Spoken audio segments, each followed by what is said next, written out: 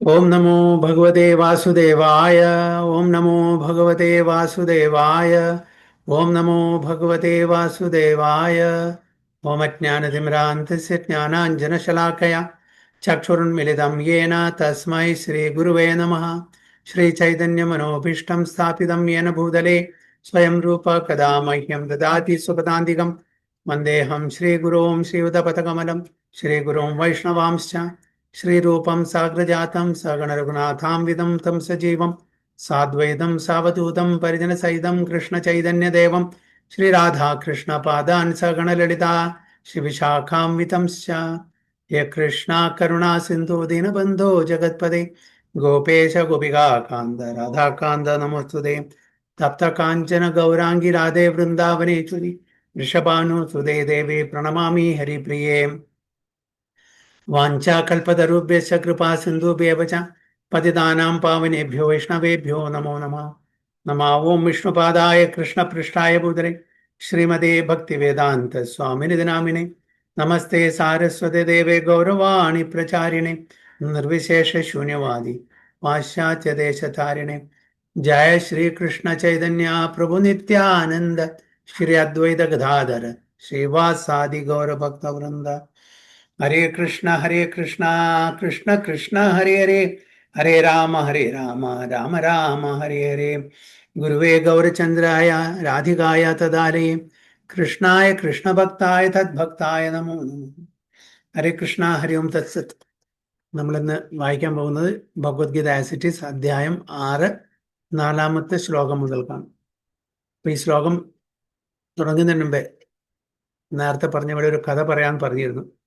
സേവനത്തിന്റെ ഒരു പ്രാധാന്യം, അതിനൊരു സിഗ്നിഫിക്കൻസ് എന്താണ്, സേവനം നമ്മളെ എങ്ങനെ രക്ഷിക്കുന്നു, ഭഗവാൻ നമ്മളെ എങ്ങനെ രക്ഷിക്കുന്നു. ഏതൊരു വ്യക്തിയാണോ സേവനം ചെയ്യുന്നത്, ഭഗവാന്റെ ഡിവോഷണൽ സർവീസ് ചെയ്യുന്നത്, ശ്രവണം കീർത്തനം വിഷ്ണു സ്മരണം പാദസേവനം അർച്ചനം വന്ദനം ദാസ്യം സഖ്യം ആത്മനിവേദനം, ഓക്കെ, ഇതെല്ലാം സേവനങ്ങളാണ്, ഡിവോഷണൽ സർവീസ്. പ്രഭാത ഒരിക്കലും പറഞ്ഞില്ല ഡിവോഷണൽ സർവീസ് പറയുന്നത്. അപ്പോൾ ഏതൊരു വ്യക്തിയാണോ ഈ ഏതെങ്കിലും ഒരു ഡിവോഷണൽ സർവീസിൽ ഏർപ്പെട്ടിരിക്കുന്നത്, അവർ തീർച്ചയായിട്ടും ഭഗവാൻ വേണ്ടുന്ന സമയത്ത് അല്ലെങ്കിൽ തൻ്റെ ഗുരുനാഥൻ വേണ്ടുന്ന സമയത്ത് രക്ഷിക്കും. ഇപ്പോൾ നമുക്കെല്ലാവർക്കും അറിയാം ഭക്തി സിദ്ധാന്ത സരസ്വതി ഗോസ്വാമി മഹാരാജ് അല്ലേ, അദ്ദേഹത്തിൻ്റെ ഒരു ലീലയാണത്. അദ്ദേഹത്തിന് ഒരു ശിഷ്യനുണ്ടായിരുന്നു. ഏതായാലും 1933 മറ്റോ ദീക്ഷ എടുത്തു. ദീക്ഷ എടുത്തു കഴിഞ്ഞാൽ ആ ശിഷ്യൻ ആരുടെ പ്രോപ്പർട്ടിയായി?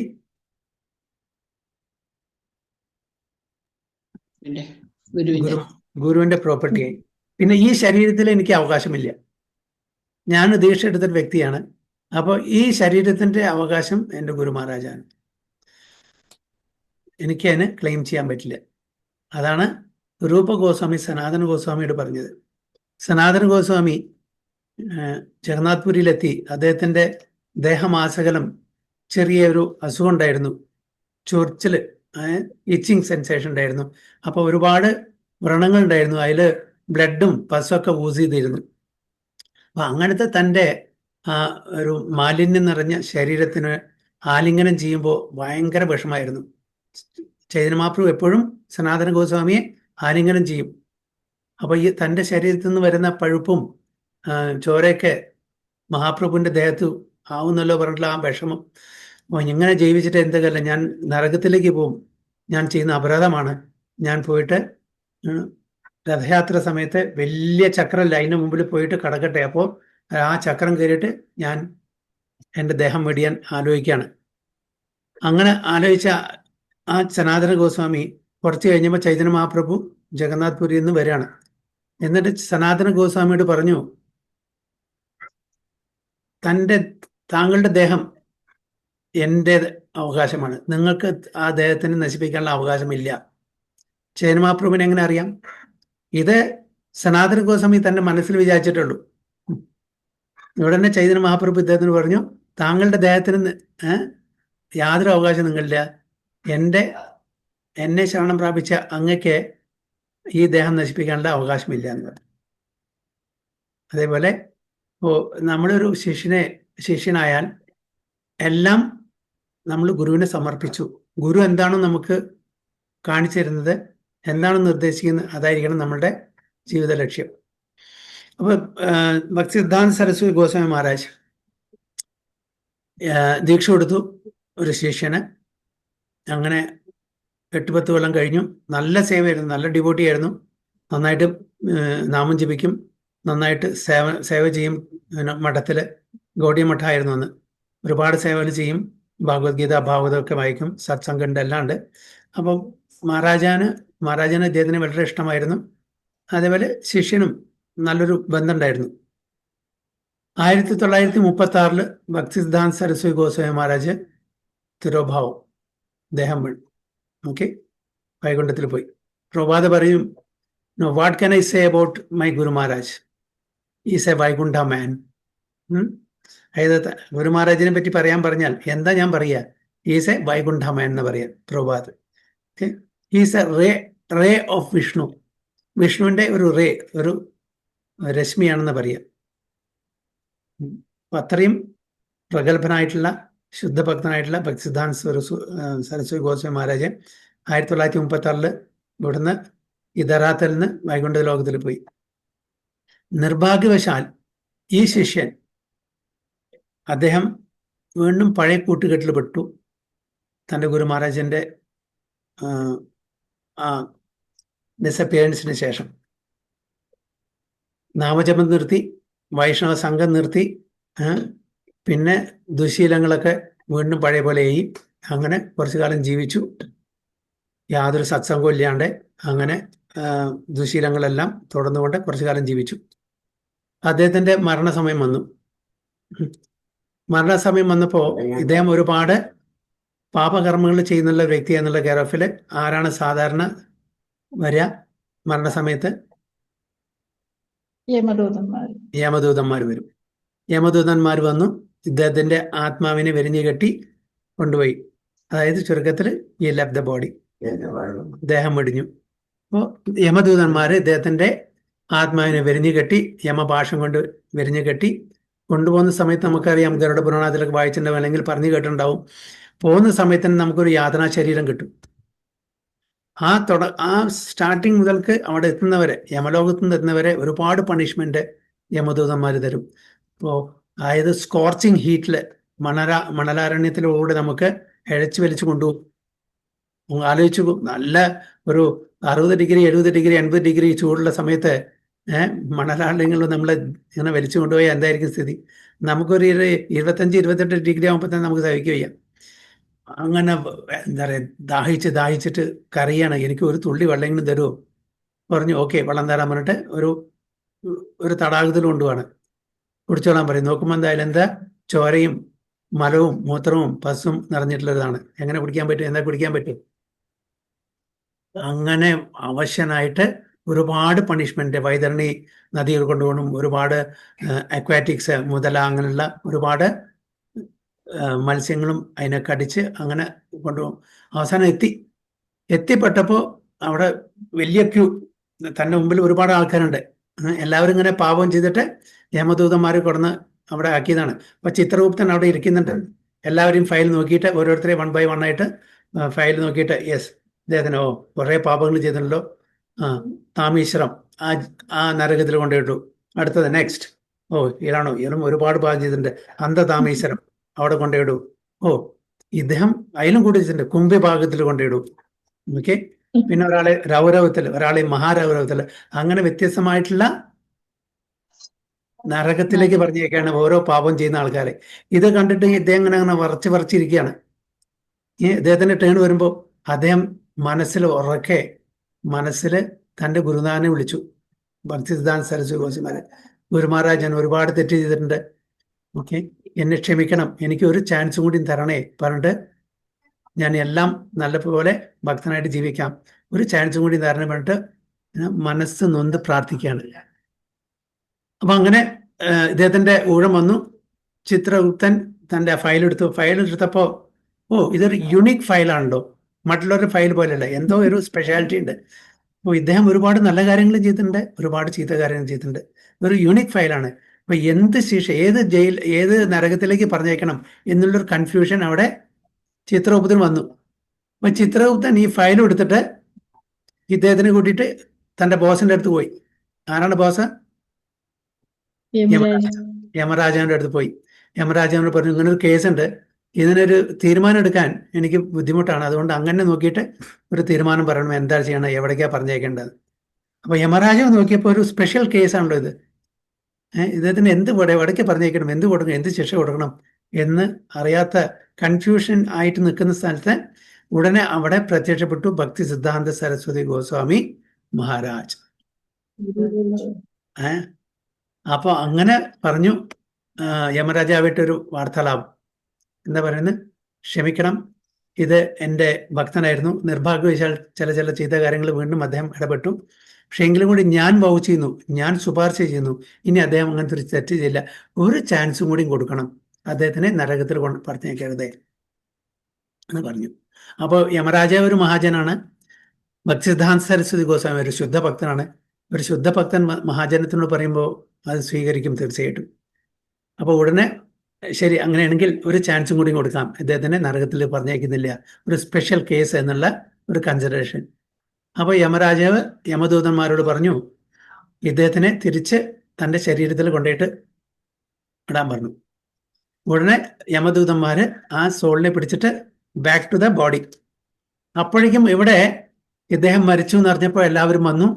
അദ്ദേഹത്തിന്റെ ശവത്തിനെ എടുത്തിട്ട് ശ്മശാനത്തിൽ കൊണ്ടുപോയിട്ട് വിറകൊക്കെ വെച്ച് ദഹിപ്പിക്കാനുള്ള ഏർപ്പാടൊക്കെ ചെയ്ത്, അതായത് അഗ്നി കൊളുത്താൻ വേണ്ടി നിൽക്കുന്ന സമയത്താണ് ഈ ആത്മാവ് വീണ്ടും ശരീരത്തിൽ പ്രവേശിക്കുന്നത്. ശരീരത്തിൽ പ്രവേശിച്ച ഉടനെ അദ്ദേഹം പടഞ്ഞ് എഴുന്നേറ്റു നിന്നു. ഇത് കണ്ടപ്പോൾ എല്ലാവരും അന്താളിച്ച് ഭൂതം ഭൂതം ഭൂതം പറഞ്ഞിട്ട് പേടിച്ച് ഓടാൻ തുടങ്ങി. അദ്ദേഹത്തിന്റെ റിലേറ്റീവ്സും ഈ കർമ്മങ്ങൾ ചെയ്യാൻ വന്ന എല്ലാവരും പേടിച്ച് ഭൂതം പറഞ്ഞിട്ട് പേടിച്ച് ഓടി. അപ്പൊ ആരുമില്ല, അയാൾ ഒറ്റയ്ക്കായി. ഇദ്ദേഹം എന്നിട്ട് തിരിച്ച് വീട്ടിൽ പോയപ്പോൾ ബാക്കി വീട്ടിലുള്ള ആൾക്കാരും ഇവിടെ എല്ലാവരും ഭൂതം ഭൂതം പറഞ്ഞു. അതിന് പിന്നെ അദ്ദേഹം പറഞ്ഞു, പേടിക്കണ്ട, ഞാൻ ഭൂതമൊന്നും അല്ല, ഞാൻ മരിച്ചിട്ടില്ല, ഇതൊക്കെയാണ് സംഭവിച്ചത്. കംപ്ലീറ്റ് ആ സ്റ്റോറി പറഞ്ഞു, എന്താണ് സംഭവിച്ചതെന്ന്. എന്നിട്ട് അവർക്ക് അപ്പോഴാണ് കുറേ നേരത്തിന് ശേഷം അവർക്ക് കൺവിൻസ് ആയത്, ഇദ്ദേഹം മരിച്ചിട്ടില്ല, അദ്ദേഹം സെയിം ആളാണ്, ഇങ്ങനെ സംഭവിച്ചത്, ഇതൊക്കെയാണ് സംഗതി നടന്നു പറഞ്ഞപ്പോൾ അവർക്ക് മനസ്സിലായി. എന്നിട്ട് അദ്ദേഹം ഒരു നല്ല മനുഷ്യനായി, നല്ലൊരു ഭക്തനായി, ഭക്തി സിദ്ധാന്ത സരസ്വതി ഗോസ്വാമി മഹാരാജ് പറഞ്ഞത് പ്രകാരം നല്ലൊരു ഭക്തനായി ജീവിച്ചു. പിന്നീട് അദ്ദേഹം ആ സമയം വന്നപ്പോൾ ദേഹം വെടിഞ്ഞു ഭഗവദ്ധാമിൽ പോയി. അപ്പൊ ഇതിൽ നിന്ന് എന്താണ് നമ്മൾ മനസ്സിലാക്കേണ്ടത്? അദ്ദേഹം പിന്നെ സന്യാസം എടുത്തു തോന്നും. യെസ്, അദ്ദേഹം സന്യാസം എടുത്തു. എന്താണ് മനസ്സിലാക്കിയത്? ഇത് റിയൽ സ്റ്റോറിയാണ്, ട്രൂ സ്റ്റോറിയാണത്. എന്താണ് ഇതിൽ മനസ്സിലാക്കേണ്ടത് നമ്മള്? ഗുരു എവിടെ പോയാലും രക്ഷിക്കും നമ്മളെ. അതെ, നമ്മൾക്ക്, അതായത് ഗുരു നമ്മളെ വാച്ച് ചെയ്യാണ്. ഓക്കെ, ഈവൻ ഗുരുവിന്റെ തിരുഭാവത്തിന് ശേഷം നമ്മളെ ട്രാക്ക് ചെയ്യുന്നുണ്ട്, നമ്മൾ എന്താണ് ചെയ്യുന്നത്, നമ്മൾ കാര്യങ്ങളെല്ലാം പാലിക്കുന്നുണ്ടോ.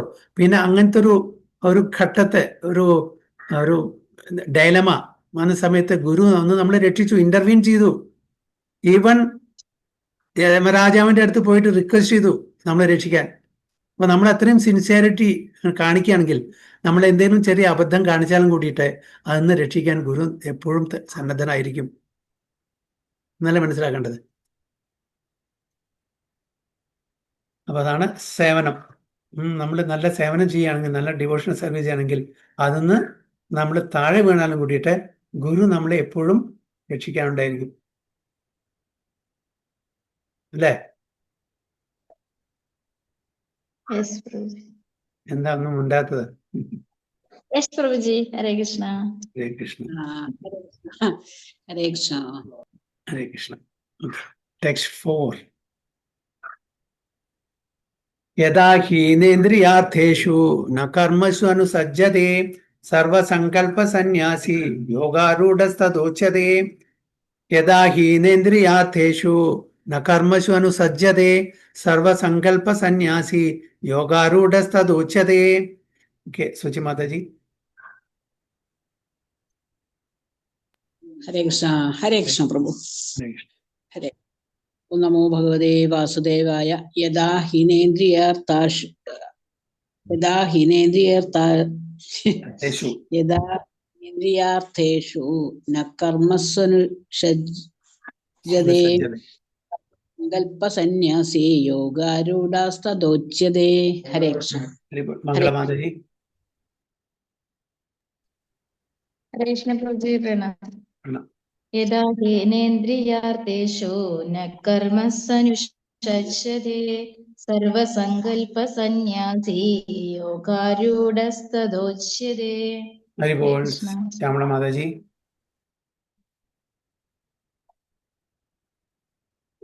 ഹരേ രാം നമോ ഭഗവതേ വാസുദേവായ.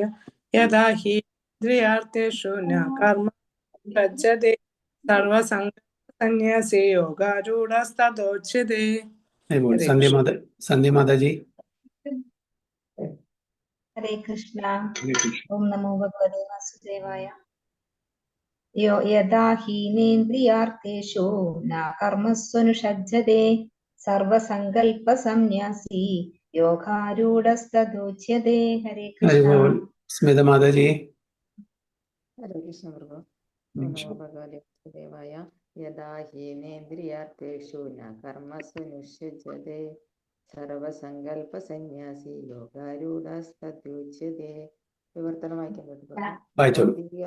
ഭൗതികങ്ങളെല്ലാം ത്യജിച്ച് ഇന്ദ്രിയ സുഖങ്ങൾക്ക് വേണ്ടിയോ ഫലമുദ്ദേശിച്ചോ യാതൊന്നും പ്രവർത്തിക്കാത്ത ആളെ യോഗാരൂഢനെന്ന് പറയാം. ഹരേ കൃഷ്ണ. Haribol.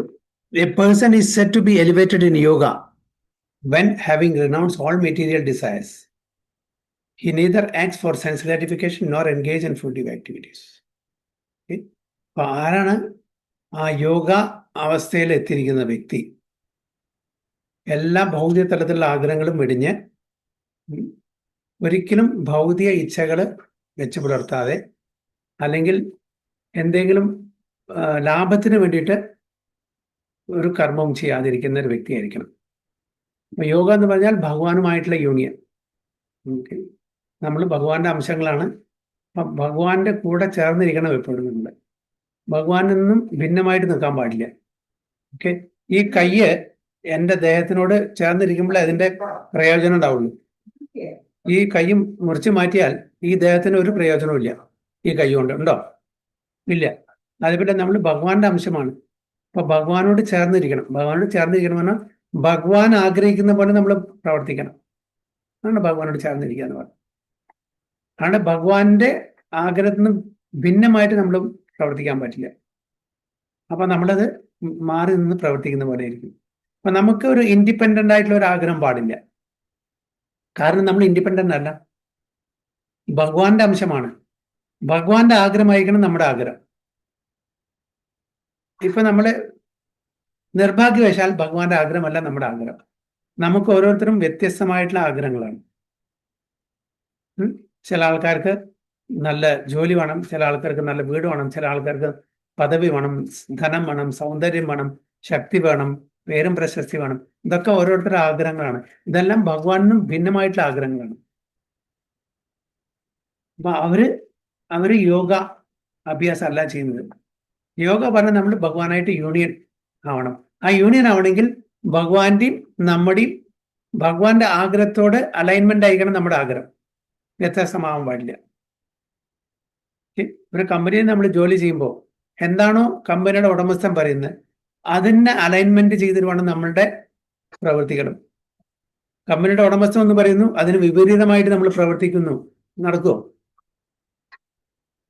കമ്പനിയിൽ നമുക്ക് എത്ര ദിവസം ജോലി ചെയ്യാൻ പറ്റും? പിറ്റേ ദിവസം ലെറ്റർ തരുമ്പോൾ കൊള്ളാൻ പറയും. എന്താണോ ആ കമ്പനിയുടെ ഉടമസ്ഥൻ ആഗ്രഹിക്കുന്നത് അത് പ്രകാരം നമ്മൾ ജോലി ചെയ്യണം. അതേപോലെ ഈ ദേഹത്തിന്റെ ഉടമസ്ഥൻ ആരാണ്? ഭഗവാനാണ്. മമായി വാംശോ ജീവലോകേ ജീവഭൂത സനാതന. അപ്പോ ഈ ശരീരത്തിന്റെ ഉടമസ്ഥനായിട്ടുള്ള ഭഗവാൻ എന്താണ് ആഗ്രഹിക്കുന്നത് അത് പ്രകാരം നമ്മൾ കർമ്മം ചെയ്യണം. അപ്പോഴാണ് യോഗയുള്ളൂ. അപ്പൊ ആ യോഗാവസ്ഥയിലേക്ക് എത്തിപ്പെട്ട ഒരു വ്യക്തി ഒരിക്കലും തൻ്റെ ഭൗതിക ആഗ്രഹങ്ങളെ വെച്ചു പുലർത്തില്ല. ഒരിക്കലും അദ്ദേഹം ഭൗതിക സുഖത്തിന് വേണ്ടിയിട്ട് ഒരു കാര്യം ചെയ്യില്ല. ഒരിക്കലും അദ്ദേഹം ലാഭം ഇച്ഛിച്ചിട്ട് ഒരു കാര്യം ചെയ്യില്ല. ചുരുക്കത്തില് ഭഗവാന്റെ ആഗ്രഹത്തിന് എന്താണോ ഭഗവാൻ ആഗ്രഹിക്കുന്നത് അത് പ്രകാരം മാത്രമേ അവിടെ കാര്യങ്ങൾ ചെയ്യുള്ളൂ. അതാണ് ഈ ശ്ലോകം പറയുന്നത്. അതിന് പർപ്പോട്ടില്ലേ ഇതിന്? ഓക്കെ, പർപ്പോട്ട് ഞാൻ ഇത് ചെയ്തിട്ടുണ്ടാവും. ഓക്കെ, എന്ത് പ്രഭു? ഓക്കെ, ഹരേ കൃഷ്ണ. ഹരേ കൃഷ്ണ. ഡിപ്രസ് ചെയ്തിരിക്കുന്നത്. ഓക്കെ, ഹരേ കൃഷ്ണ. ഹരേ കൃഷ്ണ. പറയൂ. മെയിനായിട്ട് ഭഗവാന്റെ ആഗ്രഹം മാമേഘം സ്വർണം റജ എന്ന് തന്നെയല്ലേ? അതെ, എന്താ ഭഗവാൻ ആഗ്രഹിക്കുന്നത്, എന്തിനാണോ നമ്മളെ ഭഗവാൻ ഇങ്ങോട്ട് പറഞ്ഞു തരിക്കുന്നത്? നമ്മളുടെ ആഗ്രഹം ഇവിടെ എന്താണ്? നമ്മൾ ഭഗവാനിൽ നിന്നും മാറി നിന്നിട്ട് ഇവിടെ എൻജോയ് ചെയ്യണം, ആസ്വദിക്കണം. എനിക്കും മാസ്റ്റർ ആവണം, ഭഗവാൻ മാത്രം പോരാ, ഞാനും എൻജോയർ ആവണം. അപ്പൊ അതെല്ലാം കഴിഞ്ഞു. നമ്മൾക്ക് മനസ്സിലായി ഈ സ്ഥലം ദുഃഖാലയം, അശാശ്വതമാണ്. എനിക്ക് തിരിച്ച് എൻ്റെ അച്ഛൻ്റെ വീട്ടിൽ പോയാൽ മാത്രമാണ് എപ്പോഴും ആനന്ദം കിട്ടുള്ളൂ. അപ്പൊ അതിനുള്ള പ്രക്രിയയാണ് ഈ യോഗ സിസ്റ്റം. അപ്പൊ ആ യോഗ സിസ്റ്റം എന്ന് പറഞ്ഞാൽ ഭഗവാൻ ആഗ്രഹിക്കുന്ന പോലെ തിരിച്ച് വീട്ടിലേക്ക് പോകാനുള്ള ഒരു പ്രോസസ്സാണ് കർമ്മയോഗ, ജ്ഞാനയോഗ, ധ്യാനയോഗ, ഭക്തിയോഗ. അതിൽ ഏറ്റവും ടോപ്പ് മോസ്റ്റ് യോഗയാണ് ഭക്തിയോഗ. അപ്പൊ മറ്റതൊക്കെ ഓരോ ചവിട്ടുപടിയാണ്. കർമ്മയോഗം, ജ്ഞാനയോഗം, ധ്യാനയോഗം എല്ലാം ഒരു ചവിട്ടുപടിയാണ് എവിടെ എത്താൻ? ഭക്തിയോഗത്തിലെത്താൻ വേണ്ടിയിട്ട്. അപ്പൊ ഈ ഭക്തിയിലൂടെ നമ്മൾ ഭഗവാന്റെ ആ ധാമിലേക്ക്, ഭഗവാന്റെ ആഗ്രഹത്തിലേക്ക് മടങ്ങിപ്പോവുക.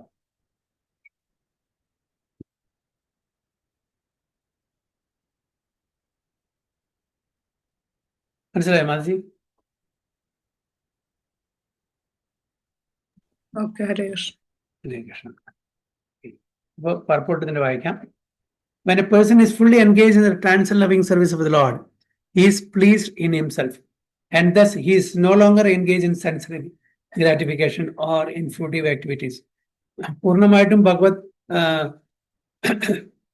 സേവനം അനുഷ്ഠിക്കുന്ന ഒരാള്, ഭഗവാനെ ശരണം പ്രാപിച്ച ആൾക്കാർ ഒരിക്കലും അദ്ദേഹത്തിന് ഇന്ദ്രിയ ഭോഗത്തിന് വേണ്ടിയിട്ടുള്ള ഇച്ഛ ഉണ്ടായിരിക്കില്ല. ഒരു ഫ്രൂട്ടീവ് ആക്ടിവിറ്റീസിനും ഒരു ഇച്ഛ ഉണ്ടായിരിക്കില്ല. ഓക്കെ, അല്ലെങ്കിൽ ആ ഭഗവത് സേവനം ചെയ്യാത്ത ഒരാളെ എപ്പോഴും എന്തില് ഇൻവോൾവ് ചെയ്തിരിക്കും, എൻഗേജ് ചെയ്തിരിക്കും? ഇന്ദ്രിയ ഭോഗത്തിൽ. Since one cannot live without engagement. ഒരാൾക്കും വെറുതെ ഒരു ജോലിയും ചെയ്യാതെ, ഒരു കർമ്മവും ചെയ്യാതെ ഈ ഭൗതിക ലോകത്തിൽ ഇരിക്കാൻ പറ്റില്ല. അപ്പോൾ ഓൾവേസ് ആക്റ്റീവ്. നമ്മൾ ജഡവസ്തു അല്ല. ജഡവസ്തു പറഞ്ഞാൽ ഇനാക്റ്റീവ് ആണ്. നമ്മൾ കോൺഷ്യസ് ബീയിങ് ആണ്, സെന്റിയൻ ബീയിങ് ആണ്, അല്ലേ? അപ്പൊ അതുകൊണ്ട് നമുക്ക് ഒരിക്കലും വെറുതെ ഇരിക്കാൻ പറ്റില്ല. എന്തെങ്കിലും കർമ്മം ചെയ്ത് ആ കർമ്മം ഭഗവാന്റെ ആഗ്രഹത്തിന് അനുസൃതമായി ചെയ്യുമ്പോൾ നമ്മൾ we are on the right path. അല്ല, അതിൽ നിന്ന് വിപരീതമായിട്ട് ചെയ്യുമ്പോൾ എന്താണ്? അത് നമ്മളിവിടെ ബന്ധിപ്പിക്കുന്നു ഈ ഭൗതിക ലോകത്തിൽ. So without Krishna consciousness, one must be always seeking self-centered or extended selfish activities. നമ്മൾ കൃഷ്ണാവബോധത്തിലല്ല, ശാരീരിക അവബോധത്തിലാണെങ്കിൽ നമ്മൾ എന്ത് ചെയ്യും? എപ്പോഴും നമ്മളുടെ ഇന്ദ്രിയ തൃപ്തിക്കും നമ്മളുടെ ബന്ധുക്കളുടെ, നമ്മളുടെ എക്സ്റ്റെൻഡഡ് സെൻസ് ഗ്രാറ്റിഫിക്കേഷനും ചെയ്തുകൊണ്ടിരിക്കും. Without Krishna consciousness one must be always seeking self-centred or extended selfish activities. Self centred പറഞ്ഞാൽ എൻ്റെ ശരീരത്തിന്, എൻ്റെ മനസ്സിന് എപ്പോഴും സുഖം ആണ്. എക്സ്റ്റെൻഡ് എന്ന് പറഞ്ഞാൽ എൻ്റെ ഭാര്യ, ഭർത്താവ്, കുട്ടികള്, കുടുംബങ്ങള്, കൂട്ടുകാര്, ഇവരുടെ ഇന്ദ്രിയ തൃപ്തിയും കൂടി നമ്മൾ ആഗ്രഹിക്കുന്നു. അല്ലെ? നമ്മൾ സ്വതവേ എനിക്കൊരു ഇത് കിട്ടി, ഓക്കെ, എൻ്റെ മകനും കൂടി വേണം, എൻ്റെ മകൾക്കും വേണം, എൻ്റെ അച്ഛനും വേണം, അമ്മയ്ക്കും വേണം, എല്ലാവർക്കും കൊടുക്കാൻ നമ്മൾ ആഗ്രഹിക്കുന്നു. We want to share. It's a good thing, want to share. പക്ഷേ അതാണ് extended sense gratification. One who has no such realization must mechanically try to escape material desires before being elevated to top rung of the yoga. അപ്പൊ ഇങ്ങനത്തെ ഒരു സാക്ഷാത്കാരം ഇല്ലാത്ത ആൾക്കാര് mechanically try to escape material desire. എന്താണ് ഈ mechanically എന്ന് പറയുന്നത് അർത്ഥം?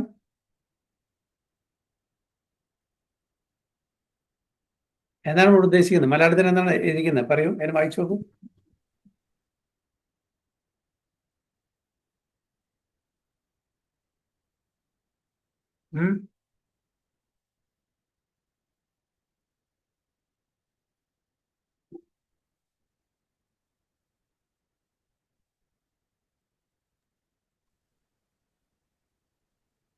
എന്താണ്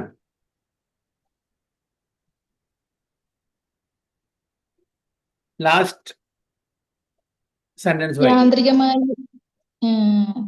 ഭൗതിക തൃഷ്ണകളിൽ നിന്ന് സ്വയം മോചിതരാകാൻ യാന്ത്രികമായി പരിശ്രമിച്ചു കൊണ്ടിരിക്കുക തന്നെ വേണം. എന്താണ് അതിനർത്ഥം? എന്താ മനസ്സിലാക്കിയത്? അതായത് നമ്മളിപ്പോ ചെയ്യണ സാധന അത് താല്പര്യമില്ല, രുചി പോവാണെന്നുണ്ടെങ്കിലും നമ്മളത് അതിന് ശ്രമിച്ചുകൊണ്ടേയിരിക്കണം എന്നാണ് പ്രവൃത്തി. ഇല്ല. ആ. എന്താണ് സ്മിത മാതാജി, ശ്യാമള മാതാജി, സുചി മാതാജി, എന്താണ് മനസ്സിലായത്?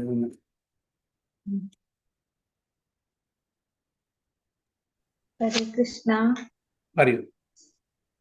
കൃഷ്ണാവബോധത്താൽ ഒരാൾക്ക് ഏത് കർമ്മവും കൃഷ്ണപ്രീതിക്കായി കൊണ്ട് ചെയ്യാനും അങ്ങനെ ഇന്ദ്രിയ സുഖാഭിലാഷത്തിൽ നിന്ന് തികച്ചും ഒഴിഞ്ഞു നിൽക്കാനും സാധിക്കും. ലാസ്റ്റ് അവസാനത്തെ വാക്യമാണ് വായിക്കുന്നത് മാതാജി. ആ അത് എന്താണ് ഉദ്ദേശിക്കുന്നത് കൊണ്ട്? എന്താണ് മനസ്സിലായത്? ഞാൻ ഒന്നുകൂടി വായിക്കാം. One who has no such realization must mechanically try to escape material desires before being elevated to the top rung of the yoga ladder. Suchi Mataji ഒന്ന് മലയാളത്തിൽ ആ ലാസ്റ്റ് സെന്റൻസ് ഒന്ന് വായിക്കൂ. ഹരേ കൃഷ്ണ.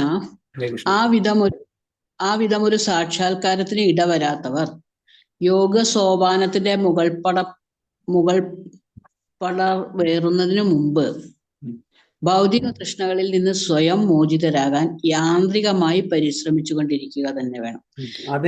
അതെന്താണ് പറയൂ. നമ്മൾ നാമം ജപിക്കുന്നുണ്ടല്ലോ, നമ്മൾ ശരിക്കും അപരാധത്തിലൊക്കെയാണല്ലോ ഇപ്പൊ നാമം ജപിക്കുന്നത്. പക്ഷെ എന്നാലും അത് തൊട്ടുകൊണ്ടേ ഇരുന്ന് അങ്ങനെ ക്രമേണ ചെയ്യുമ്പോഴേ അത് പരിശുദ്ധി ആയിട്ട് വരുള്ളൂ. അതുപോലെ തന്നെ ആ ഭക്തിയുത സേവനങ്ങള് യാന്ത്രികമായിട്ടാണെങ്കിലും അത് തുടർന്നുകൊണ്ടിരുന്നാലേ എന്ത് ചെയ്യാൻ പറ്റുള്ളൂ, അത് പിന്നെയും ശുദ്ധീകരിക്കാൻ പറ്റുള്ളൂ. അല്ലാതെ നിർത്തി കഴിഞ്ഞാൽ പിന്നെ മംഗളമാതാജി കൈ കൊടുത്തില്ല. എന്താണ് മനസ്സിലായത്? കൃഷ്ണ മാതാജി, ഇവിടെ യോഗയുടെ കാര്യം പറയുമ്പോ അവര് പിന്നെ എന്താ പറയാ, മനഃപൂർവ്വം എല്ലതും അവോയ്ഡ് ചെയ്യണം എന്നാണ് ഉദ്ദേശിക്കുന്നത്. Okay, I will come back to you. Shyamala Mataji എന്താണ്? ഹരേ കൃഷ്ണ. ഒന്ന് വായിക്കട്ടെ. ആ വിധം ഒരു സാക്ഷാത്കാരത്തിന് ഇടവരാത്തവർ, അതായത് നമ്മുടെ കൃഷ്ണോപദത്തിൽ ഏത് കർമ്മവും കൃഷ്ണപ്രീതിക്കായി കൊണ്ട് ചെയ്യാനും അങ്ങനെ ഇന്ദ്രിയ സുഖാഭിലാഷങ്ങളിൽ നിന്ന് തികച്ചും ഒഴിഞ്ഞു, അതായത് നമ്മുടെ അഭിലാഷങ്ങൾ, ഇന്ദ്രിയ ഭോഗത്തിന് വേണ്ടിയിട്ടുള്ള അഭിലാഷങ്ങൾ നമ്മുടെ കയ്യിൽ നിന്ന് പോയിട്ടില്ലാത്തവരെ അത് ഈ യോഗയുടെ ഏറ്റവും ടോപ്പ്, ഇപ്പൊ ധ്യാന യോഗയിലും ഭക്തി യോഗയിലും അതിന്റെ ആ ടോപ്പിലേക്ക് മുകൾ പടവേറുന്നതിന് മുമ്പ് ഭൗതിക തൃഷ്ണകളിൽ നിന്ന് സ്വയം മോചിതരാകാൻ യാന്ത്രികമായി പരിശ്രമിച്ചു കൊണ്ടിരിക്കുക തന്നെ വേണം. അപ്പോ നമ്മൾ ബോധപൂർവം തന്നെ ഈ തൃഷ്ണകളിൽ നിന്ന് നമ്മൾ ആ അറ്റാച്ച്മെന്റിൽ നിന്ന് ഡിറ്റാച്ച്മെന്റിലേക്കുള്ള ശ്രമം ബോധപൂർവം തന്നെ നമ്മൾ പരിശ്രമിച്ചുകൊണ്ടിരിക്കണം എന്നാണ് പറയുന്നത്. ഹരേ കൃഷ്ണ. ഓക്കെ, നിങ്ങളെല്ലാം പറഞ്ഞത് എല്ലാവരും കുറേശ്ശെ ശരിയാണ്. പക്ഷെ ശരിക്കും ഇപ്പോഴും ആർക്കും ഇതിന്റെ എക്സാക്ട് മീനിങ്, ഈ കോണ്ടെക്സ്റ്റ് മനസ്സിലായിട്ടില്ല. കാരണം നമ്മളിപ്പോ എന്താണ് ചാപ്റ്റർ വായിക്കുന്നത്? ധ്യാനയോഗ അല്ലെ? അപ്പൊ ചുരുക്കത്തില് ഒരു കൃഷ്ണ കോൺഷ്യസ് പേഴ്സൺ ആണെങ്കിൽ, അതായത് ഭക്തി മാർഗത്തിലല്ലെങ്കിൽ, കൃഷ്ണ കോൺഷ്യസ് പേഴ്സൺ എന്ന് പറഞ്ഞാൽ ഭക്തി മാർഗം അല്ലെ? ആ ഭക്തി മാർഗത്തിലല്ലാത്തൊരു വ്യക്തി ആർട്ടിഫിഷ്യൽ യാന്ത്രികമായിട്ട് നമ്മളുടെ യമനിയമ ആസന പ്രത്യാഹാര പ്രാണായാമ പ്രത്യാഹാര ധാരണ ധ്യാന സമാധി ഈ യാന്ത്രിക പ്രോസസ്സിലൂടെ നമ്മളെ അതിന്റെ സമാധി ടോപ്പ് റങ് ഓഫ് ദ ലേഡറിൽ എത്തണം. കൃഷ്ണാവബോധം പരിശീലിക്കാത്ത ആൾക്കാരെ യാന്ത്രികമായിട്ട് ധ്യാനയോഗത്തിലൂടെ സ്റ്റെപ്പ് ബൈ സ്റ്റെപ്പായിട്ട് പടിപടിയായിട്ട് ഉയർന്ന് നമ്മളെ ടോപ്പ് റങ്, ഏതാണ് ടോപ്പ് റങ്? ഏറ്റവും മുകളിലെ പടി എന്താണ്? സമാധി. ഇപ്പൊ ആർട്ടിഫിഷ്യൽ യാന്ത്രികമായിട്ടുള്ള ഒരു പ്രോസസ്സാണ് ഈ ധ്യാനയോഗം. പറഞ്ഞു മനസ്സിലായോ? മറ്റത് യാന്ത്രിക ആദ്യമേ എല്ലാതും ഉപേക്ഷിച്ചിട്ടല്ലേ ധ്യാനയോഗത്തിലേക്ക് വരാൻ പാടുള്ളൂ. അല്ല, എല്ലാം നമ്മുടെ എല്ലാം അതന്നെ റെഗുലേറ്റ് ചെയ്യുക, ഉപേക്ഷിക്കാൻ പറ്റില്ല. അതാണ് ആദ്യം ചെയ്യേണ്ടത്. യമനിയമങ്ങളാണ്, dos and don'ts, prohibitions, prescriptions, rules and regulation. അപ്പോൾ അങ്ങനെ ഒരു യാന്ത്രികമായിട്ടുള്ള ഒരു പടിപടി കയറ്റം ആണ് ചെയ്യുന്നത്. എന്നിട്ട് പ്രോഗ്രസ് ചെയ്തിട്ട് നമ്മൾ അവിടെ എത്തണം. നിർബന്ധപൂർവം എന്നാണ് അവിടെ ഉദ്ദേശിക്കുന്നത്. ഫോഴ്സ്ഫുള്ളി കാണിച്ചാൽ നമ്മൾക്ക് എക്സാമ്പിൾ, ഇപ്പൊ ഒരു കുട്ടി സ്കൂളിൽ പോകുന്ന കുട്ടി 6 മണിക്ക് ബസ് വരും, ഒരു 4:30 മണിക്ക് 5 മണിക്ക് എഴുന്നേറ്റാണ് എല്ലാം കഴിഞ്ഞിട്ട് നമുക്ക് ബസ് ബ്രേക്ക്ഫാസ്റ്റും കൂടിയും ഇതെല്ലാം കഴിഞ്ഞ് ബ്രേക്ക്ഫാസ്റ്റും കഴിഞ്ഞിട്ട് ബസ്സിന് പോകാൻ പറ്റൂ. പക്ഷെ കുട്ടിക്ക് 6 മണി വരെ ഉറങ്ങിയിട്ട് മതിയാവുന്നില്ല. നിർബന്ധിച്ച് നമ്മൾ നിർപ്പിക്കണം. എഴുന്നേക്ക് ബസ് വരും. ഞാൻ എൻ്റെ വീട്ടിലെ കാര്യം പറയണ്ടോ, ബസ് വരും പറഞ്ഞിട്ട് നമ്മൾ നിർബന്ധിക്കുന്നു. ആ കുട്ടിക്ക് ആഗ്രഹമില്ല, പക്ഷെ നമ്മൾ റെഗുലേഷൻ കൊണ്ടുവരാൻ വേണ്ടിയിട്ട്, കുട്ടികളിലെ ഒരു ഡിസിപ്ലിൻ കൊണ്ടുവരാൻ വേണ്ടിയിട്ട് നിർബന്ധിച്ചിട്ട് എങ്ങനെയെങ്കിലൊക്കെ ഒരുക്കി 6 മണിക്ക് ബസ്സിൽ കയറ്റി വിടുന്നു. അപ്പൊ ആർക്കും ഇൻട്രസ്റ്റ് ഇല്ല. രാവിലെ നല്ല തണുപ്പുള്ള ആ കാലത്തൊക്കെ ബ്ലാങ്കറ്റ് ഇട്ട് മൂടിയിട്ട് പോച്ച് ഉറങ്ങാനാണ് എല്ലാവരും കുട്ടികൾക്കും ആഗ്രഹിക്കുന്നത്. അപ്പൊ നമ്മൾ പേരൻസ് അവര് നിർബന്ധിച്ച് എഴുന്നേൽപ്പിച്ചിട്ട് ബ്രേക്ക്ഫാസ്റ്റ് കൊടുത്ത് 6 മണിക്ക് ബസ്സിൽ പറഞ്ഞേക്കും. അപ്പോൾ യമനിയമങ്ങൾ പാലിക്കുക എന്ന് പറയുന്നത് തന്നെ വലിയൊരു കാര്യമാണ്. അപ്പോൾ യാന്ത്രികമായിട്ട് എന്തൊക്കെ ചെയ്യുന്നത്, പക്ഷെ എങ്കിലും കൂടിയിട്ട് നമ്മൾ സ്ലോലി ആൻഡ് ഗ്രാജുവലി നമ്മൾ അങ്ങനെ ഇതെല്ലാം പാലിച്ച് പിന്നെ ആസന, പ്രാണായാമ, പ്രത്യാഹാര, ധാരണ, ധ്യാന, സമാധിയിൽ എത്തും. അതാണ് mechanically try to escape material design. അപ്പൊ ഇങ്ങനെ ഈ ഭൗതിക ലോകത്തിലെ ആഗ്രഹങ്ങളെല്ലാം യാന്ത്രികമായിട്ട് നമ്മൾ അത് മാറ്റി നിർത്തുകയാണ്. മറ്റത് കൃഷ്ണാവബോധത്തിലുള്ള ഒരു വ്യക്തി യാന്ത്രികമായിട്ടല്ല, നമ്മളുടെ സ്വന്തം ശക്തിയല്ല, നമ്മളുടെ സ്വന്തം പ്രയത്നമല്ല, നമ്മൾ ഭഗവാൻ പറയുന്ന ആ ഒരു നാമജപത്തിലൂടെയും വൈഷ്ണവ സേവനത്തിലൂടെയും നമുക്ക് ഭഗവാന്റെ കൃപ കൊണ്ട് ഓട്ടോമാറ്റിക്കലി ആ രുചിയോടുകൂടി നമുക്ക് ചെയ്യാൻ പറ്റും. ഇത് ആ രുചിയൊന്നുമില്ല, നിർബന്ധിതരാവാണ് നമ്മൾ ഇത് കൂടെ കടന്നു പോകാൻ. അപ്പൊ ഒരു ആർട്ടിഫിഷ്യൽ വേയിലാണ് നമ്മളിതെല്ലാം ചെയ്യുന്നത്.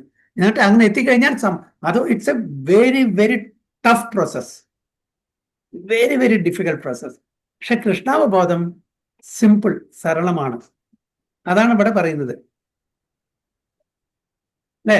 One who has no such അങ്ങനത്തെ ഏതൊരു വ്യക്തിക്കാണോ ഇങ്ങനത്തെ റിയലൈസേഷൻ ഇല്ലാത്തത്, ഭക്തി മാർഗത്തിലൂടെ കൃഷ്ണാവബോധത്തിലൂടെ അങ്ങനത്തെ ഒരു സാക്ഷാത്കാരം ഇല്ലാത്തത്, ആ ഒരു വ്യക്തി തീർച്ചയായിട്ടും മെക്കാനിക്കലി യാന്ത്രികമായിട്ട് ഈ ഭൗതിക ആഗ്രഹങ്ങളിൽ നിന്ന് വിട്ടുമാറാൻ ശ്രമിക്കണം. എങ്ങനെ? ഈ യോഗ പ്രോസസ്സിലൂടെ. ക്ലിയർ ആയോ? ഹരേ കൃഷ്ണ പ്രഭുജി, ഒരു കാര്യം ചോദിച്ചോക്കട്ടെ. മറ്റേത് ഇപ്പൊ ധ്യാനയോഗത്തിൽ ചെയ്യുമ്പോ അവിടെ കൃഷ്ണനെ കൂട്ടുപിടിച്ചിട്ടില്ല എന്നുള്ളതും, കൃഷ്ണാവബോധത്തിൽ വരുമ്പോ കൃഷ്ണന്റെ അതായത് ചാൻഡിങ് ആണെന്നുണ്ടെങ്കിലും അതിൽ നിന്ന് നമുക്ക് ഒരു എന്താ പറയാ കൃഷ്ണനിലേക്ക് അടുക്കാനുള്ളതും അല്ലെങ്കിൽ നമ്മുടെ പാപം പോവാനുള്ള ഒരു അവസരം ഉണ്ട് എന്നാണോ മനസ്സിലാക്കേണ്ടത്? കൃഷ്ണാവബോധം വളരെ സരളമായിട്ടുള്ള ഒരു പ്രോസസ്സാണ്. വളരെ സരളമായിട്ടുള്ള സിമ്പിൾ ആയിട്ടുള്ള റെഗുലേറ്റഡ് പ്രോസസ്സാണ്. അപ്പൊ അതിൽ നമ്മൾ കൂടുതൽ ഡിപ്പെൻഡ് ചെയ്യുന്നത് ഭഗവാന്റെ മേഴ്സിയിലാണ് ഡിപ്പെൻഡ് ചെയ്യുന്നത്, നമ്മളുടെ പ്രയത്നത്തിലല്ല. ഇവിടെ നമ്മുടെ പ്രയത്നത്തിനാണ് ഇമ്പോർട്ടൻസ്, ഭഗവാന്റെ ബ്ലെസ്സിങ്ങിനല്ല. ഇവിടെ നമ്മളുടെ ശക്തിയാണ് എവിടെ? ധ്യാനയോഗത്തില്. മറ്റത് ഭഗവാന്റെ കൃപാകടാക്ഷമാണ്. ഏതാ നല്ലത്? നമ്മളുടെ ശക്തിയാണോ ഭഗവാന്റെ കൃപാകടാക്ഷമാണോ? ഏതാ നല്ലത്? ഭഗവാന്റെ കൃപ. അപ്പൊ ഏത് മാർഗം നല്ലത്? കൃഷ്ണാവബോധം, കൃഷ്ണ കോൺഷ്യസ്നെസ് അല്ലേ? അതാണ് പറയുന്നത്. അപ്പൊ നമ്മള് ജസ്റ്റ് സർഫേസിൽ വായിച്ച പോരാ, അത് മനസ്സിലാക്കണം. അപ്പൊ നിങ്ങളിത് ഞാൻ വായിച്ചു, കുറെ പ്രാവശ്യം ചോദിച്ചു എല്ലാവരോടും. അപ്പൊ നിങ്ങൾക്ക് അപ്പോഴും ഈ പ്രഭുപാദ ഇതിലെ ട്രാൻസ്ലേഷൻ ചെയ്തിട്ടുള്ള എന്താണ് ഉദ്ദേശിക്കുന്നത് അത് നിങ്ങൾക്ക് മനസ്സിലായില്ല.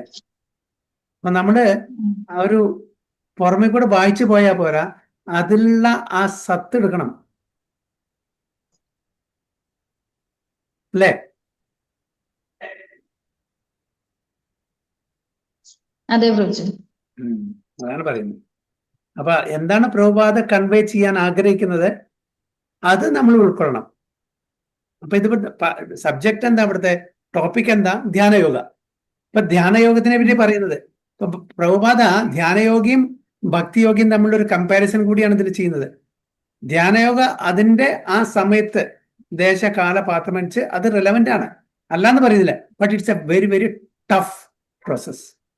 സാധാരണക്കാർക്ക്, എസ്പെഷ്യലി കലിയുഗത്തിൽ ജീവിക്കുന്ന ആൾക്കാർക്ക് ഈ മാർഗം സ്വീകരിച്ചിട്ട് ഭഗവത് പ്രാപ്തി നേടാൻ പറ്റില്ല. ആൾമോസ്റ്റ് നിൽ, ആർക്കും പറ്റില്ല എന്ന് പറയാം. ആൾമോസ്റ്റ് നിൽ പറഞ്ഞാൽ ആർക്കും പറ്റില്ല. അങ്ങനത്തെ ഒരു പ്രോസസ്സാണ് ധ്യാനയോഗ കലിയുഗത്തില്. മറ്റുള്ള യുഗത്തില്, സത്യയുഗത്തിൽ യെസ് ഇറ്റ് വാസ് പോസിബിൾ. അങ്ങനത്തെ ഒരു സമയം കാലമായിരുന്നു. ആ യുഗത്തിന്റെ ഒരു പെർട്ടിക്കുലർ ക്യാരക്ടർ അനുസരിച്ച് അന്ന് അത് സാധിക്കുമായിരുന്നു. പക്ഷെ ഈ കലിയുഗത്തിന്റെ ക്യാരക്ടറിസ്റ്റിക് നോക്കിയിട്ട് ഇന്നത് സാധ്യമല്ല എന്നാണ് പ്രഭുപാദ പറഞ്ഞു തരുന്നത്. ഇതൊരു മെക്കാനിക്കൽ, യാന്ത്രികമായിട്ടുള്ള ഒരു പ്രയത്നം മാത്രമായിരിക്കും. അങ്ങനെ അവസാനം നമ്മൾ സമാധിയിലേക്ക് എത്തുമ്പോൾ നമ്മൾ അതിനു മുമ്പ് സമാധിയാവും. ഹരേ കൃഷ്ണ പ്രഭുജി. ആ അതെ, അപ്പൊ മറ്റേത് പറഞ്ഞല്ലോ, പിന്നെന്താണ് പറയാ, വ്യക്തിയുടെ ശക്തിയാണെന്ന്. അപ്പൊ അവിടെ വീഴ്ച വരാന് സാധ്യത ഉണ്ട്. ഇവിടെ തീർച്ചയായിട്ടും കഴിവില്ലാത്ത ഒരാളാണെന്നുണ്ടെങ്കിലും ഭഗവാന്റെ മേഴ്സി കൊണ്ട് ഭഗവാൻ കൈ പിടിച്ച് എഴുന്നേൽപ്പിക്കും. വീണ എത്ര പ്രാവശ്യം വീണാലും, എത്ര പ്രാവശ്യം വീണും എഴുന്നേൽക്കെ. അച്ഛൻ എങ്ങനെ ഒരു കുട്ടി നടക്കാൻ പഠിക്കുമ്പോ കുറെ പ്രാവശ്യം വീഴും, അച്ഛനും അമ്മയും കൈ പിടിച്ച് എഴുന്നേൽപ്പിക്കുന്നില്ല. അതേപോലെ ഭഗവാൻ അത് ചെയ്യും, മറ്റത് ചെയ്യില്ല. അതാണ് രാമാനുജാചാര്യ 2 എക്സാമ്പിൾ പറയുന്നത്. Cat and kitten and monkey and baby monkey. ജ്ഞാനയോഗം, ധ്യാനയോഗം എന്നൊക്കെ പറഞ്ഞാൽ അത് മങ്കി ആൻഡ് ബേബി മങ്കിയുടെ സ്റ്റോറിയാണ്. ഭക്തിയോഗം എന്ന് പറഞ്ഞാൽ കാറ്റ് ആൻഡ് കിറ്റൻ, പൂച്ചയും പൂച്ചക്കുട്ടിയും സ്റ്റോറിയാണ്. പൂച്ചക്കുട്ടിക്ക് ഒന്നും നോക്കണ്ട, ജസ്റ്റ് അങ്ങോട്ട് സമ്മതിച്ചു കൊടുത്താൽ മതി. അമ്മ പൂച്ച ആ കഴുത്തില് കടിച്ചു പിടിച്ചിട്ട് എവിടെ കൊണ്ടുവന്നിച്ച് അവിടെ കൊണ്ടേക്കും.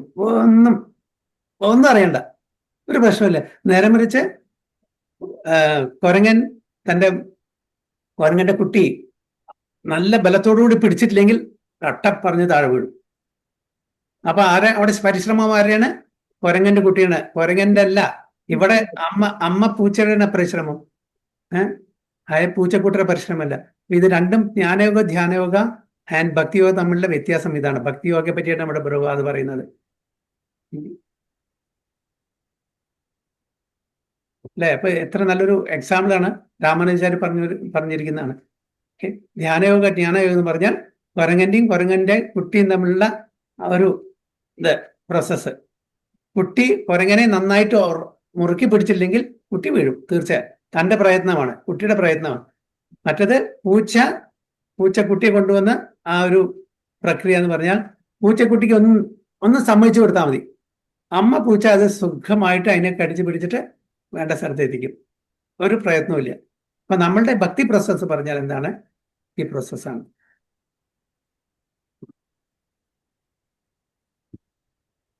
ക്ലിയർ ആയോ? ഇത് രാമാനുജാചാര്യ പറഞ്ഞിട്ടുള്ള എക്സാമ്പിൾ ആണ് അല്ലേ? രാമാനുജാചാര്യ പറഞ്ഞിട്ടുള്ള എക്സാമ്പിൾ പ്രഭാത കോട്ട് ചെയ്യുന്നുണ്ട് റിപ്പോർട്ടില്. നമ്മുടെ പ്രോസസ്സ്, ഭക്തി പ്രോസസ്സ് പറഞ്ഞ വെരി ഈസി. നമ്മളൊന്ന് ഇരുന്ന് തന്നാൽ മതി. ഞങ്ങൾക്ക് ഒരു പ്രവചനത്തിൽ ഇരുന്ന് പറഞ്ഞാൽ മതി. അപ്പൊ അത് ഈസി ആയിട്ടുള്ളത് തന്നെ ആൾക്കാർക്ക് സ്വീകരിക്കാൻ എന്താ പ്രയാസം? അതാണ് കലികാല വൈഭവം. കലികാല വൈഭവം നല്ലത് പറഞ്ഞു കൊടുത്താൽ ആർക്കും വേണ്ട. അപ്പോൾ ഈ കുറച്ച് യജ്ഞങ്ങളും ഹോമങ്ങളും കുറച്ച് ധ്യാനിക്കണം, കുറച്ചൊക്കെ ബുദ്ധിമുട്ടുണ്ടേ, എന്നാലേ നമുക്ക് ഈശ്വരനെ കിട്ടുള്ളൂ. ഈ സരളമായിട്ടുള്ള ഈ പ്രോസസ് കൂടെ എങ്ങനെ ഈശ്വരനെ സാക്ഷാത്കരിക്കുക എന്ന് ആൾക്കാർ പറയും. അപ്പോഴും അതുകൊണ്ട് ഈ ഹോമത്തിന്റെയും യജ്ഞത്തിന്റെയും ഒക്കെ പിന്നാലെ പോകുന്ന ധ്യാനത്തിന്റെയും അത് അവർക്ക് വിവരമില്ലാഞ്ഞിട്ടാണ് ഭഗവാൻ പറയുന്ന പോലെ.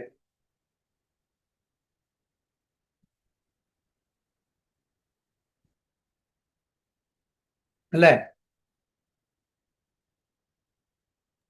അതെ പ്രഭുജി.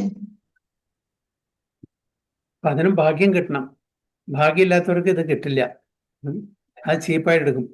നമ്മള് പൈസ കൊടുത്തിട്ട് കാണുമ്പോൾ അതിന് വിലയുണ്ട്, വെറുതെ കിട്ടുമ്പോൾ അതിന് വിലയില്ല എന്ന് പറഞ്ഞ പോലെയാണ്. അതെ അതെ ശരി. ഓക്കെ, വേറെന്താ ഇതിലെന്തെങ്കിലും? പല രണ്ട് വഴി കൂടെ അങ്ങനെ പോകുന്നുണ്ട്. ചിലർക്ക് ധ്യാനവും വേണം, ഇതും വേണോ, ഒക്കെ കൂടിയിട്ട് അല്ല പോകുന്നു. ജ്ഞാനം കിട്ടും. ഭഗവാനെ സമർപ്പണം ചെയ്താൽ ജ്ഞാനം ഓട്ടോമാറ്റിക്കലി കിട്ടും. ഞാൻ അതിൽ ഉദാഹരണം പറഞ്ഞത് ഗോപികമാരുടെ, അവരിപ്പോ വേദപണ്ഡിതന്മാരൊന്നല്ല, വേദങ്ങൾ പഠിച്ചിട്ടൊന്നല്ല. പക്ഷെ അവരിപ്പോ പറയുന്ന തത്വം വേദപണ്ഡിതന്മാർ പറഞ്ഞേക്കാളും എത്രയും ഉയർന്ന തലത്തിലുള്ള തത്വമാണ്. എവിടുന്ന് കിട്ടിയത്? യശോദമായിക്ക് എന്തെങ്കിലും വേദങ്ങൾ പഠിച്ചിട്ടുണ്ടോ? ഏതെങ്കിലും ഗുരുകളിൽ പോയിട്ടുണ്ടോ? ഇല്ല. ഭഗവാന്റെ മേഴ്സി. ഗോപികമാര് അവരൊന്നും ചെയ്തിട്ടില്ല. സാധാരണ ഹൗസ് ഹോൾഡ് ലേഡീസ്, ഒരു യൂണിവേഴ്സിറ്റിയും പോയിട്ടില്ല, ഒരു PhD എടുത്തിട്ടില്ല അവരൊന്നും. പക്ഷെ അവരുടെ ആ ഒരു അറിവ് എന്നുള്ളത് ഈവൻ വലിയ വലിയ പണ്ഡിതന്മാർക്കില്ല, വേദാന്തിസ്റ്റിനില്ല. അതാണ് അവർ. അത് അപ്പോ ഭഗവാൻ ഓട്ടോമാറ്റിക്കലി എംപവർ ചെയ്യും. ധ്രുവന് 4-5 വയസ്സായിട്ടുള്ള ധ്രുവന് ഭഗവാനെ സ്തുതിക്കാൻ ഒന്നും അറിയില്ലായിരുന്നു. എങ്ങനെ ഭഗവാൻ സ്വയം ഈ അറിവ് കൊടുത്തു ധ്രുവന്. ഇതാണ് ഈസി മെത്തേഡ്, എംപവർമെന്റ്. മറ്റു നമ്മൾ രാവും പകലും ഇരുന്ന് വായിച്ച് അത് ഈ കൺഫ്യൂഷൻ, ആ കൺഫ്യൂഷൻ, അത് ശരിയാണോ ഇത് ശരിയാണോ, നമ്മൾ സ്വന്തം ആ ഒരു ശക്തി കൊണ്ട് നമ്മൾ മനസ്സിലാക്കാൻ ശ്രമിക്കുന്നതും ഭഗവാന്റെ കൃപ കൊണ്ട് മനസ്സിലാക്കാൻ ശ്രമിക്കുന്നതും വളരെ വ്യത്യാസമുണ്ട്. ആ വ്യത്യാസമാണ് അവിടെ പറയുന്നത്. മഹാപ്രഭു പറയണ പോലെ വെറുതെ നാമം ജപിച്ചിരുന്നാ മതില്ലേ? ധാരാളം. ഭഗവാന്റെ കൃപ ഉണ്ടെങ്കിൽ നാമം മാത്രം മതി, വേറെ ഒന്നും വേണ്ട. ഗൗരകിഷോർ ബാബാജി മഹാരാജ് വേറെ ഒരിക്കലും അദ്ദേഹം ക്ലാസ് ഒന്നും എടുത്തിട്ടില്ല. പക്ഷെ ഭക്തി വിനോദ് മഹാരാജന്റെ ക്ലാസ് കേൾക്കാൻ എപ്പോഴും അവിടെ പോയിരിക്കും. എപ്പോഴും 24 മണിക്കൂറും നാമം ജപം മാത്രമല്ല അദ്ദേഹത്തിന്, വേറെ ഒന്നുമില്ല. ഇദ്ദേഹത്തിന്റെ ക്ലാസ് എപ്പോ ഉണ്ടോ, ഭാഗവതം എപ്പോ വായിക്കുന്നവരോ അപ്പൊ ചെയ്യുന്ന അത് കേൾക്കും. ഇത് മാത്രമേ ചെയ്യുള്ളൂ. ആ ഒരു വ്യക്തിയാണ് ഏറ്റവും പണ്ഡിതനായിട്ടുള്ള, സ്കോളർലി ആയിട്ടുള്ള, എല്ലാവരും സിംഹഗുരു എന്ന് വിളിക്കുന്ന ആ ഭക്തി സിദ്ധാന്ത സരസ്വതി ഗോസ്വാമി മഹാരാജ് തന്റെ ഗുരുനാഥനെ സ്വീകരിച്ച് ആലോചിച്ച് നോക്കൂ. ഇല്ലിറ്ററേറ്റ് ആണ്, അദ്ദേഹത്തിന് ശരിക്കും പേരെഴുതാൻ അറിയില്ല. But is a realise soul. Krishna Prabhuji, അപ്പോ ഗൗരകിശോര ബാബാജി മഹാരാജിന്റെ ഗുരു ഭക്തി വിനോദ സ്വാമി മഹാരാജാണോ? അല്ല, ശിക്ഷാഗുരു അല്ല, ദീക്ഷാഗുരു അല്ല. ശിക്ഷാഗുരു അല്ലേ? അതായത് ഭക്തി വിനോദ് മഹാരാജ് സ്വയം പറഞ്ഞത് തന്റെ മകനോട് ടേക്ക് ദീക്ഷ ഫ്രം ഗൗരകിഷോർ ബാബാജി മഹാരാജ്. അപ്പൊ അദ്ദേഹത്തിന്റെ അടുത്ത് ചെന്നപ്പോ, നീ വലിയ പണ്ഡിതൻ, എന്തെല്ലാം അറിയാം, എനിക്കൊന്നും അറിയില്ല, ഞാനെങ്ങനെയാണ് ദീക്ഷ തരാ? പോവാൻ പറഞ്ഞു. ഭക്തിസിദ്ധാന്ത സരസ്വതി എന്ന് പറഞ്ഞു, ഇല്ല, എൻ്റെ അച്ഛൻ പറഞ്ഞിട്ടുണ്ട്, അങ്ങനെ മാത്രമേ സ്വീകരിക്കുള്ളൂ, ഞാൻ അത് തീർച്ചയായിട്ടും അങ്ങനെ തന്നെ സ്വീകരിക്കുള്ളൂ, എന്ത് സംഭവിച്ചാലും എനിക്ക് ദീക്ഷ തന്നേ പറ്റൂ. പറ്റില്ല പറഞ്ഞിട്ട് വീണ്ടും 2ാമത്തെ പ്രാവശ്യം പോയി. അപ്പം നിർബന്ധിച്ചപ്പോ ഓക്കെ, ഒരു കാര്യം ചെയ്യട്ടെ, ഞാൻ ഗൗരാംഗനോട് ചോദിക്കട്ടെ പറഞ്ഞു. ആരെ? ഗൗരകിഷോർ ബാബാജി മഹാരാജ്. എനിക്ക് ചോദിക്കണം, എനിക്ക് തരാൻ പറ്റൂ. കാരണം വെച്ചാൽ ഇത്രയും വലിയ പണ്ഡിതനായിട്ടുള്ള, ഇത്രയും വലിയ ഒരു എഡ്യൂക്കേറ്റഡ് ആളെ ഒന്നും അറിയാത്ത ഞാനെങ്ങനെ ദീക്ഷ തരിക എന്നാണ് അദ്ദേഹത്തിന്റെ വാദം. ഭക്തി സിദ്ധാന്ത സരസ്വതി പറഞ്ഞാൽ എല്ലാവരും എക്സ്പേർട്ടാണ്. ആസ്ട്രോളജിയിൽ എക്സ്പേർട്ടാണ്, ആസ്ട്രോണമിയിൽ എക്സ്പേർട്ടാണ്, പേർഷ്യന്, അറബിക്ക്, ഹിന്ദി, സാൻസ്ക്രിറ്റ്, ഇംഗ്ലീഷ്, ബംഗാളി, ഇനി അറിയാത്ത ലാംഗ്വേജ് ഉണ്ട്, എല്ലാത്തിനും നിപുണനാണ്. അങ്ങനത്തെ ഒരു വ്യക്തി ഒന്നും അറിയാത്ത ഇല്ലിറ്ററേറ്റ് ആയിട്ടുള്ള ഒരാളുടെ നിന്ന് ദീക്ഷ എങ്ങനെ സ്വീകരിക്കുക? ഏത് സബ്ജക്ട് മാറ്റർ എടുത്താലും അദ്ദേഹം നിപുണനാണ്. അപ്പൊ അതാണ് പറഞ്ഞത്. അപ്പൊ വീണ്ടും എന്താണ് അവിടെ നടക്കുന്നത് പ്രഭു? ജ്ഞാനിന തത്വദർശന എന്ന് പറയുന്നില്ലേ, ഒരു ജ്ഞാനിയിൽ നിന്ന് തത്വങ്ങളും കാര്യങ്ങളും ഒക്കെ സ്വീകരിക്കണം എന്നുള്ളത്. അപ്പൊ അവിടെ എന്താണ് അവിടെ ആ ഗുരു പകർന്നു കൊടുക്കാൻ പറ്റുന്നത് ആ ശിഷ്യന്? അപ്പൊ റിയലൈസ്ഡ് നോളജ് ആണ്. ഭഗവാന്റെ കൃപാകടാക്ഷം കൊണ്ട് അദ്ദേഹം തത്വം മനസ്സിലാക്കിയിട്ടുണ്ട്. ബുക്കിഷ് നോളജ് അല്ല. നമ്മൾക്ക് ബുക്കിഷ് നോളജ് ഉണ്ട്, ബട്ട് റിയലൈസ് നോളജ് ഇല്ല. നമുക്ക് ജ്ഞാനമുള്ളൂ, വിജ്ഞാനമില്ല. അവിടെ വിജ്ഞാനമാണുള്ളത്. റിയലൈസ് നോളജ് ആണ് ഗൗരകിഷോർ ബാബാജി മഹാരാജാണ്. അപ്പോ ഇദ്ദേഹം പിന്നെ രണ്ടാമത്തെ തവണ പോയപ്പോ മഹാരാജ് പറഞ്ഞു, ഓക്കെ, ഞാൻ ഒരു സമയം തരും. അങ്ങനെ വീണ്ടും നിർബന്ധിച്ചപ്പോ എനിക്ക് ഗൗരാംഗനോട് ചോദിക്കണം. പിന്നെ മൂന്നാമത്തെ പ്രാവശ്യം പോയിട്ട് ഒരു ബ്രിഡ്ജിന്റെ മുകളിൽ വെച്ചിട്ടാണ് കാണുന്നത്. ഗുരു മഹാരാജ് ചോദിച്ചു, ഗൗരാംഗനോട് ചോദിച്ചു, ഓ ഞാൻ സോറി, മറന്നു ചോദിച്ചില്ല. അദ്ദേഹം അവോയ്ഡ് ചെയ്യണേ. എങ്ങനെ അവോയ്ഡ് ചെയ്യാം? അപ്പൊ നമ്മുടെ ഇതില് പറയണില്ലേ, ഒരു ഗുരു തന്നെ ഒരു ശിഷ്യനെ സ്വീകരിക്കാൻ വരും എന്നുള്ള ഒരു ഇതല്ലേ പറയണത്? നമുക്ക് ആഗ്രഹിക്കാം, തീർച്ചയായിട്ടും. നമുക്കൊരു ഉം. ഗുരുവിന്റെ കയ്യിന്ന് ശിക്ഷണം കിട്ടണം, അതേപോലെ ദീക്ഷ കിട്ടണം എന്ന് ആഗ്രഹിക്കാൻ ഒരു കുഴപ്പമില്ല. ഉം. It's possible, why not? അപ്പൊ അങ്ങനെ മൂന്നാമത്തെ പ്രാവശ്യം പോയപ്പോ പറഞ്ഞു, ഇല്ല ഞാൻ ചോദിക്കാൻ പറഞ്ഞു. നോണ പറഞ്ഞ ആൾക്കാർ എങ്ങനെയും അവോയ്ഡ് ചെയ്യണം അദ്ദേഹം. അപ്പോ ഭക്തിസിദ്ധാന്ത സരസ്വതി, ഞാൻ തീരുമാനിച്ചു വന്നിരിക്കുകയാണ്, എനിക്ക് ദീക്ഷ തന്നില്ലെങ്കിൽ ഞാൻ ഇവിടുന്ന് ഇപ്പൊ ഈ ഗംഗയിൽ ചാടിയിട്ട് ആത്മഹത്യ ചെയ്യുന്നു പറഞ്ഞു. And he will do also. അത് നമ്മൾ ലിപ് സർവീസ് അല്ല, വെറുതെ പറയല്ല. അപ്പൊ ആ കാര്യ ഗൗരവം മനസ്സിലാക്കിയപ്പോ ഗൗരകിഷോർ ബാബാജി പറഞ്ഞു, ഓക്കെ ശരി ഞാൻ തരാം, ഗംഗയിൽ പോയിട്ട് കുളിച്ചിട്ട് വരാൻ പറഞ്ഞു. ഗംഗയിൽ പോയി കുളിച്ചു വന്നു. അദ്ദേഹത്തിന് ഹരിനാമവും അതേപോലെ മന്ത്രദീക്ഷയും, ഹരിനാമ മന്ത്രദീക്ഷയും മറ്റേ ബ്രാഹ്മണിക്കൽ ദീക്ഷയും കൊടുത്തിട്ട് അദ്ദേഹത്തിനെ ശിഷ്യനാക്കി. അങ്ങനെയാണ്. അപ്പൊ ഒരുപാട് പ്രയത്നത്തിന് ശേഷമാണ് അദ്ദേഹത്തിന് ദീക്ഷ കിട്ടിയത്. എന്നുവെച്ചാൽ he was not ready, Gaurakishor Babaji Maharaj. അതാണ് സംഗതി. ഗൗരകിഷോർ ബാബാജി എന്താന്ന് മീൻസ് മനസ്സിലായില്ല എന്താ ലാസ്റ്റ് പറഞ്ഞ പോയിന്റ്? അതായത് ഗൗരകിഷോർ ബാബാജി മഹാരാജാവ് പിന്നെ അദ്ദേഹത്തിനെ സ്വീകരിക്കുകയാണ് അവസാനം. ഒരു നിവൃത്തിയില്ലാണ്. കാരണം വെച്ചാൽ അദ്ദേഹം അഡമന്റ് ആയിരുന്നു, ഞാൻ ഇല്ലെങ്കിൽ ആത്മഹത്യ ചെയ്യും, എനിക്ക് അങ്ങല്ലാണ്ട് ഇതെല്ലാം അങ്ങനെ ദീക്ഷ കിട്ടാണ്ട് വീട്ടിലേക്ക് പോകരുതെന്ന് പറഞ്ഞിരിക്കുന്നത് ഭക്തി വിനോദ് മഹാരാജാവ്. അപ്പൊ എനിക്ക് എന്തായാലും വന്നു എന്നെ സ്വീകരിച്ചേ പറ്റുകയുണ്ട്. അപ്പോഴാണ് അതുകൊണ്ടാണ് പറയുന്നത്, എന്തുകൊണ്ടാണ് അദ്ദേഹം ഇദ്ദേഹത്തിന് ചൂസ് ചെയ്യാൻ കാരണം, 24 മണിക്കൂറും അദ്ദേഹം കൃഷ്ണ കോൺഷ്യസ് ആണ്. ഒരു മിനിറ്റ് അദ്ദേഹം കൃഷ്ണ കോൺഷ്യസ് അല്ലായിരുന്നെങ്കിൽ ഞാൻ സ്വീകരിക്കുമായിരുന്നില്ല ഗുരു മഹാരാജിനെ എന്ന് പറഞ്ഞു. സോ അത്രയ്ക്കും ഒരു പെർഫെക്റ്റ് ഡിവോട്ടിയാണ് അദ്ദേഹം സ്വീകരിച്ചെന്ന് പറയാം. അദ്ദേഹത്തിന്റെ ആ ഒരു തലം, ഉയർന്ന നില കാണിച്ചു തരാം നമുക്ക്, ശുദ്ധഭക്തനായിട്ടുള്ളത്.